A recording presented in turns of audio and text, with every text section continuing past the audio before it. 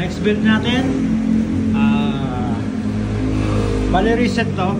Naka plus 3 MTRT, tapos MTRT block 63, tapos MTRT head.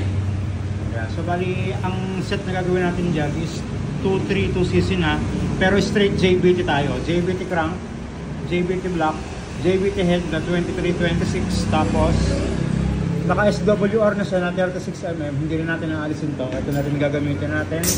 Tapos mag-gear, oil pump palit tayo na JBT rin. Ayan. So kakalasun lang to. Tapos linis.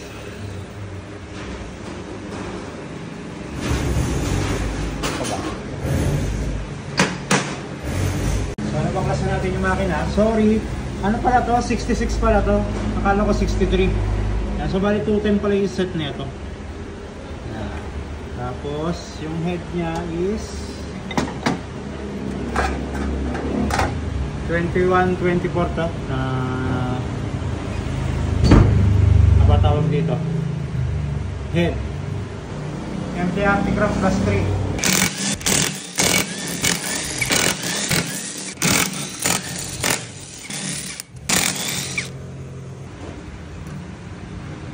Yun o, M3RT plus 3mm. Yeah. So, linisin natin yung shell.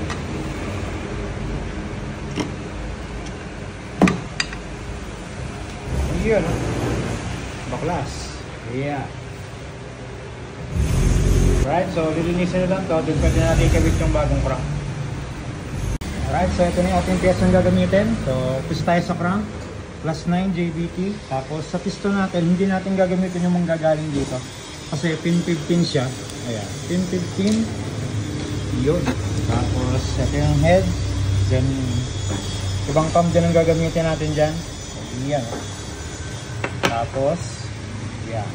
66mm JBT. So sa throttle body, naka-throttle body na siya ng SWR din. Tapos mag-gear siya, JBT din. Oil pump JBT rin ang gagamitin natin. Sa pipe, JBT rin ang gagamitin natin.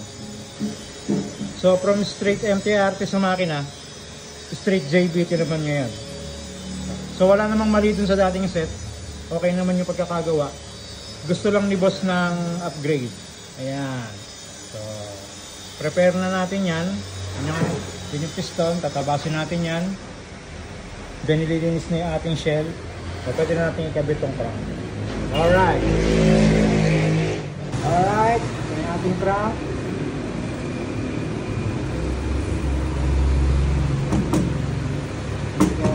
Iyo. Labang sumasabit. Malayo. Ayan.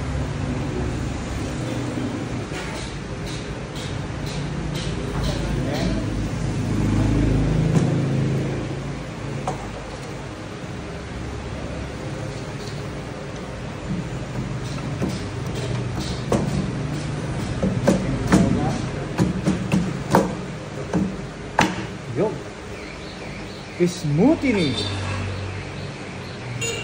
Very good.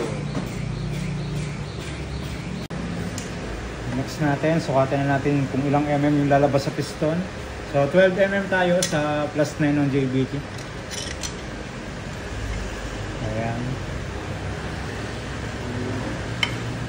Ayan sa piston natin, ito 5mm pang Mio.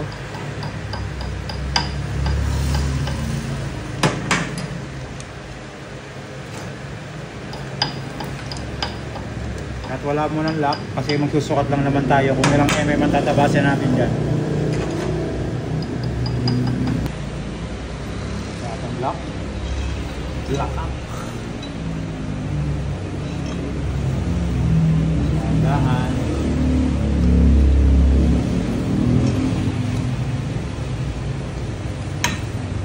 Pansin nyo may lumabas. May lumabas dyan. Lipat natin yung camera. Yan, may lumabas.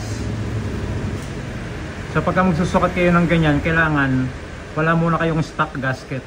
yung 12mm lang muna, or kung 6mm lang yung requirements ng crank, 6mm lang. Huwag muna kayo maglalagay ng stock base gasket. Para pagka tapos ng tabasin, pag naglagay kayo ng base gasket na stock, sakto na yung deck height nyo. Yan, din lang natin yung block. Tapos cutter para gumuhit siya dun sa gilid ng block.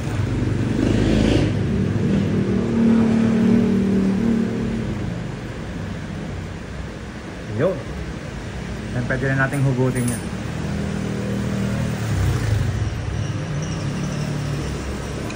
Hugot, dahan-dahan. Yep.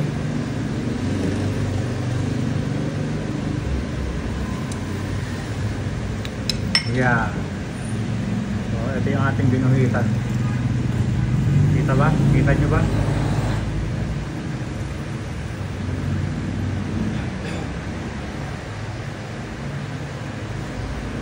Yan, no? Very good. So, pwede na natin tabasin yung shoulder ng piston.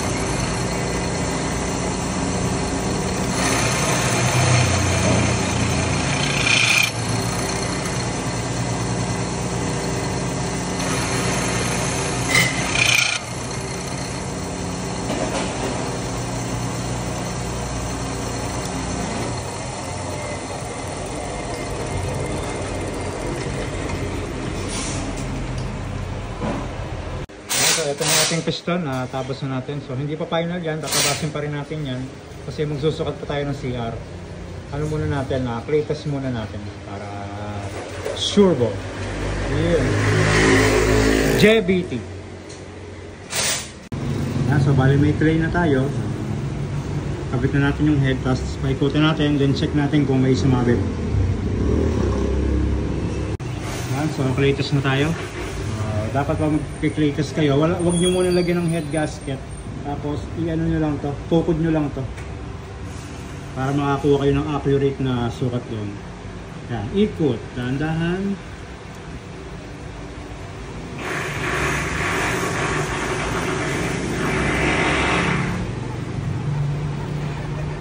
Yan, iset yung ating exhaust. Next natin intake.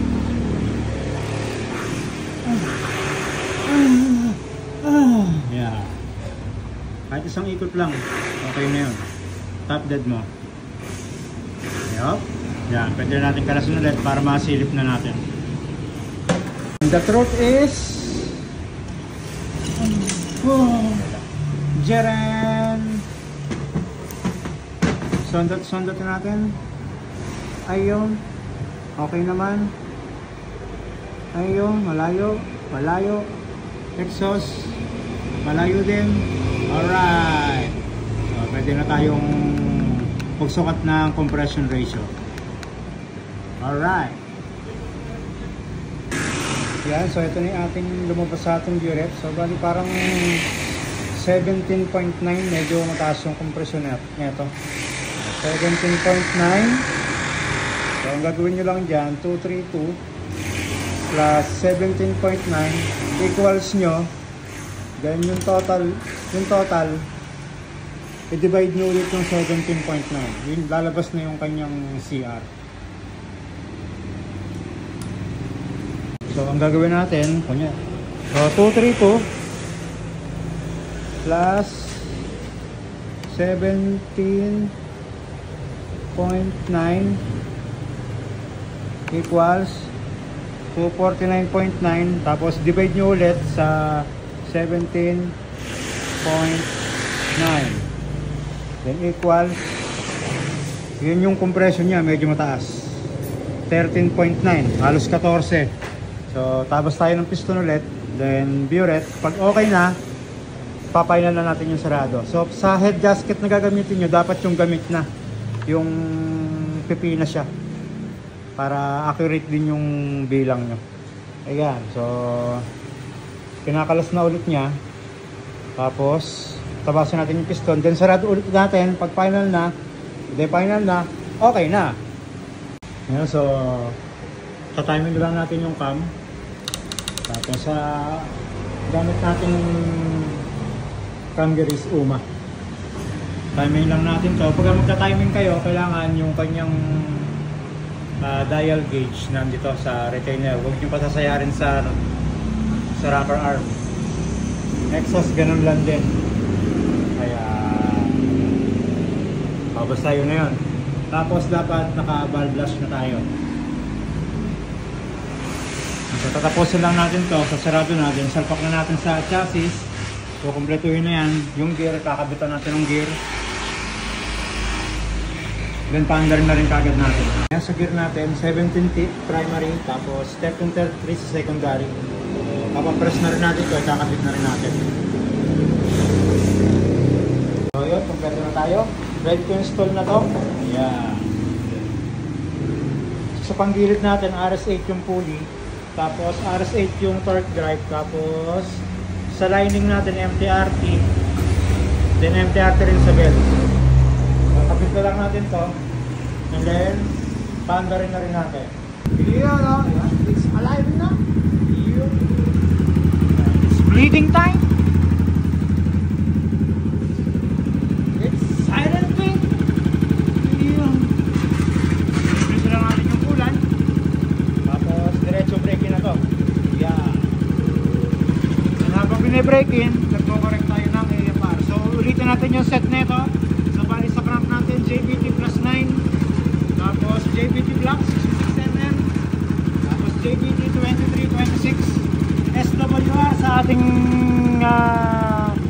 throttle body 36mm. Tapos SWR sa ating tensioner.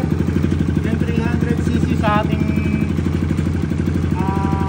injector. Sa battery natin, UMA. Then sa pipe natin, version 3 na malaking elbow.